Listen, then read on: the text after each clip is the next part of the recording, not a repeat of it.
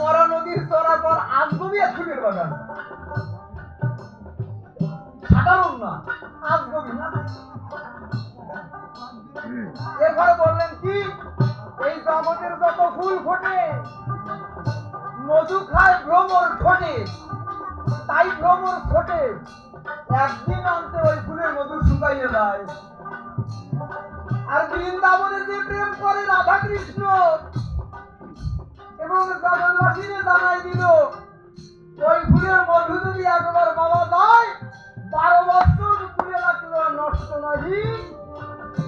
ইঞ্জিনে কইলাম এর বেশি বলতে পারবো না। মধুর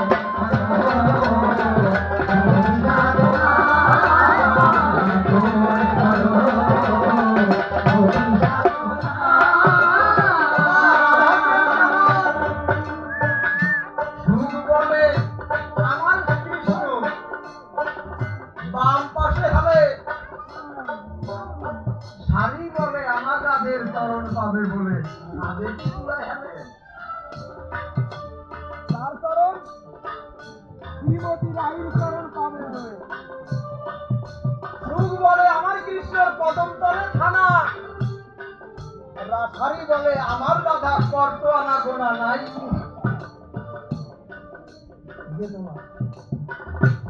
সুখ বাকিয়া খালি কাছে যাবে বলতেছে, সুখ বলে আমার কৃষ্ণ কদমতলে থানা।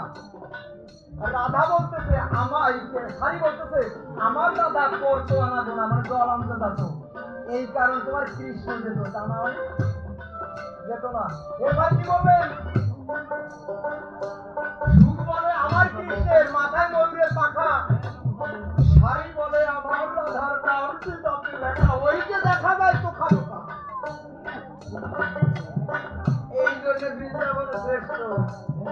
এই গোসাই আমার মেয়েকে বিষ্ণুপ্রিয়াকে ত্যাগ করে বৃন্দাবনে চলেছে সন্ন্যাস নিয়ে। আজকে সন্ন্যাসী না দিয়ে দেবো। ঘরের মাল নয় বাবা, ঘরের যে মাল নয় সেই মাল বাইরে খুঁজে পাওয়া যায়।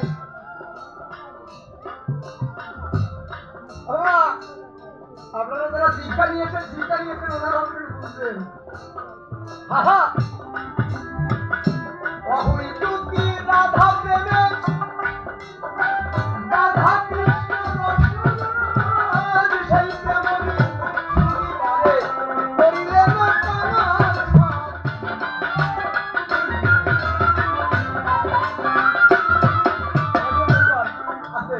আর কি আছে দাদা